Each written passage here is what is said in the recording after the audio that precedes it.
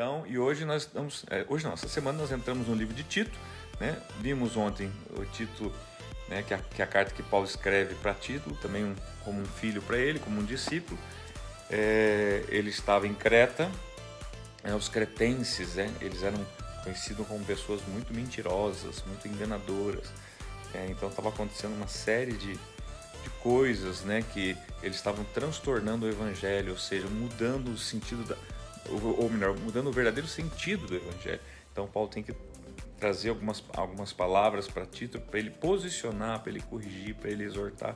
Daí o capítulo 2 hoje não é diferente, ele continua nessa mesma linha, tá? Vai falar ali com tanto que escravos, o título é jovens, Instruções para mulher. vários grupos, né? Isso. Esse é o título. Exatamente. Então, agora vai dar. Então, título, capítulo 2, tá? Acompanhe com a gente aí. Você, porém, fale o que está de acordo com a sã doutrina. Ensine os homens mais velhos a serem moderados, dignos de respeito, sensatos e sadios na fé, no amor e na perseverança. Só para você ir organizando já os seus pensamentos. Então, versos 1 é o cabeçário, que a gente vai poder entender o restante do que foi falado. Fala assim, você, porém, fale o que está de acordo com a sã doutrina. Então, assim, você não vai falar o que você acha, não são narrativas, é o que está escrito, é o que a Bíblia diz, é isso que você vai pregar. Tá falando isso, é isso que você vai pregar, Tito, tá? E agora, então, Paulo fala assim, você vai ensinar, e agora vai falar aos homens, depois aos jovens, às mulheres, aos escravos, e assim por diante. Semelhantemente, ensine as mulheres mais velhas a serem reverentes na sua maneira de viver, a não serem caluniadoras nem escravizadas a muito vinho, mas a serem capazes de ensinar o que é bom. Assim, poderão orientar as mulheres mais jovens a amarem seus maridos e seus filhos, a serem prudentes e puras, a estarem ocupadas em casa e a serem bondosas e sujeitas a seus maridos, a fim de que a palavra de Deus não seja difamada. Por que ele envia uma palavra primeiro aos homens, né? Falando que os homens, para serem moderados, dignos de respeito, enfim, tá? Sadios na fé, no amor, perseverança, esse tipo de coisa, e fala para a mulher depois. Observe que ele primeiro fala assim, fale para a mulher mais idosa, né? A mulher mais velha, como elas devem viver, né? E ensinar a mais jovem. Por quê? Eles entendem que sempre o mais velho é a referência para o mais novo. Se você, numa condição como essa aqui, fala assim, não, eu vou tentar ensinar o mais novo, mas o mais novo sempre está buscando como modelo o mais velho, tá? Então ele sempre vai ter uma referência errada. Então não, ensine o mais velho, né? Fale, né, com a mulher mais velha, enfim, que seja reverente, temente ao Senhor, a sua maneira de viver seja uma maneira digna do Senhor, porque ela assim vai ensinar a mais nova, tá? Então não precisava ensinar a mais velha e a mais nova. Não, ensina a mais velha, que a mais velha depois, fazendo certo, automaticamente ela vai ensinar a mais nova. Da mesma maneira, encoraje os jovens a serem prudentes. Em tudo, seja você mesmo um exemplo para eles, fazendo boas obras. Em seu ensino, mostre integridade e seriedade. Use linguagem sadia contra a qual nada se possa dizer, para que aqueles que se opõem a você fiquem envergonhados por não poderem falar mal de vós.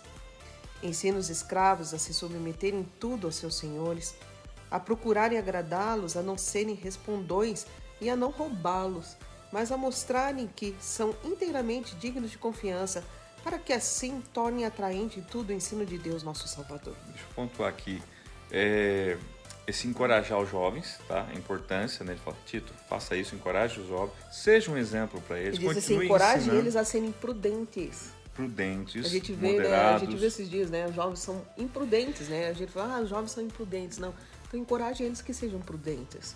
Eu falo assim, Tito, né? Ensine eles, mostre integridade, seriedade. E daí fala assim, cuide com o seu linguajar, que seja uma língua sadia. Não quer dizer que tudo que você fala, irmãos, tem problema. Mas como nós somos referências em tudo, ou seja, acabamos sendo modelo em tudo, então, para que pessoas que às vezes não entendem, né, a nosso cristianismo, a nossa maneira de ser, enfim, pode pegar uma palavrinha que você falou, às vezes uma brincadeira que você fez, né, que todo mundo sabe que isso não faz parte, mas enfim, pode usar isso contra você e contra o evangelho, Ele que é fala pior. Para que quem se opõe a você fica envergonhado por não poder falar mal de você. Ou seja, não... Ele vai ficar com vergonha, tipo assim, não tem o que falar dele. Exatamente.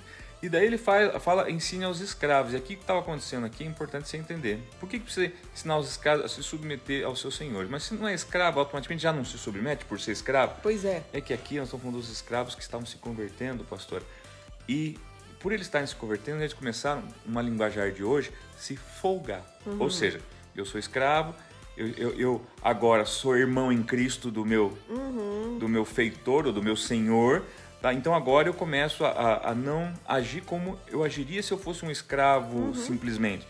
Não faço as coisas com excelência. Não... Então aqui ele está estimulando o seguinte, fale, né, para que os escravos se submetam. Quer dizer, não é porque é irmão, não é porque agora é irmão que esqueceu que é escravo. Ou seja, ele está, não escravo no sentido de ser escravizado, mas de estar ali prestando um serviço e tem que fazer bem feito, aquilo pelo qual ele foi chamado. Exatamente. Se ele foi chamado para ser escravo, então sirva, né? Sirva bem o seu Senhor, tá? Porque isso você vai testificar de Cristo, tá? E não se rebelar e não usar Cristo para poder justamente fazer coisa errada. E é mais ou menos isso que ele está querendo dizer aqui para os escravos. Porque a graça de Deus se manifestou salvadora a todos os homens. Ela nos ensina a renunciar à impiedade e às paixões mundanas e a viver de maneira sensata, justa e piedosa nesta era presente.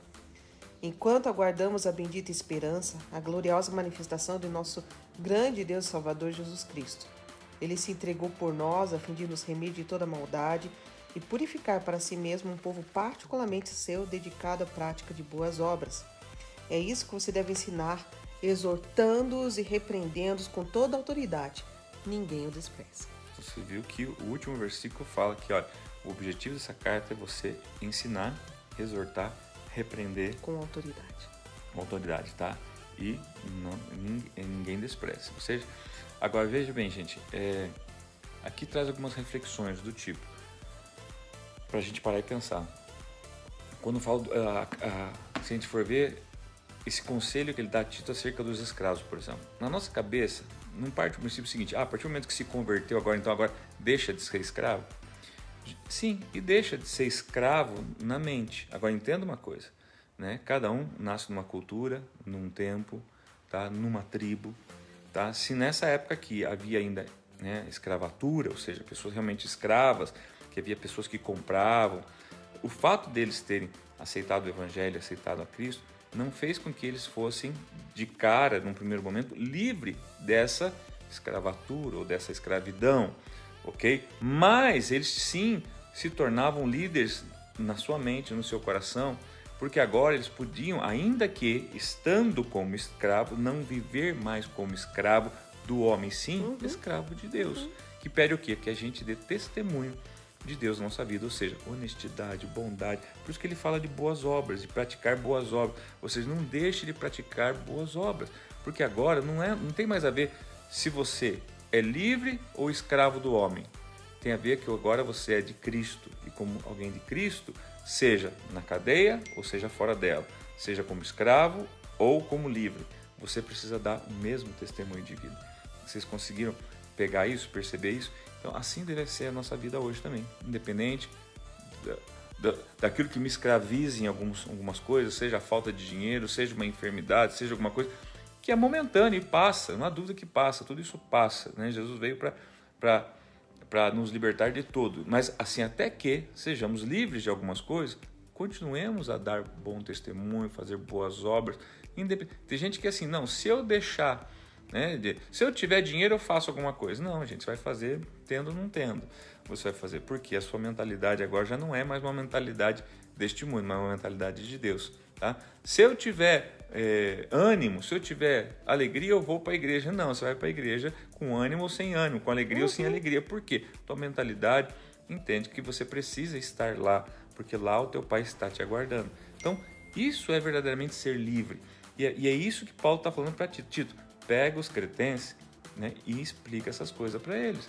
Porque senão eles ficam vivendo essa vidinha deles mentirosa, enganadora, que engana eles mesmos, só usando o título de cristão, né, de evangélico aí, para o quê? Para justificar o fato de ser um escravo que agora não quer mais servir com excelência, né, quer continuar às vezes mentindo, enganando ou justificando as suas tristezas da vida, né, tá?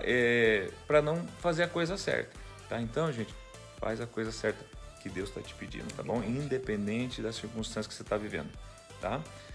E é isso, gente. Capítulo 2 de Tito, bem curtinho, são 15 versículos só, tá? E que Deus possa dar uma ótima manhã a todos vocês, um dia abençoado a todos vocês, tá? Lembrando que Cristo vive em mim, Cristo vive em você, e isso é o suficiente para nós cumprirmos a nossa missão. Beijo no teu coração, fiquem com Deus. Nós nos encontramos às 15 horas, né? E hoje temos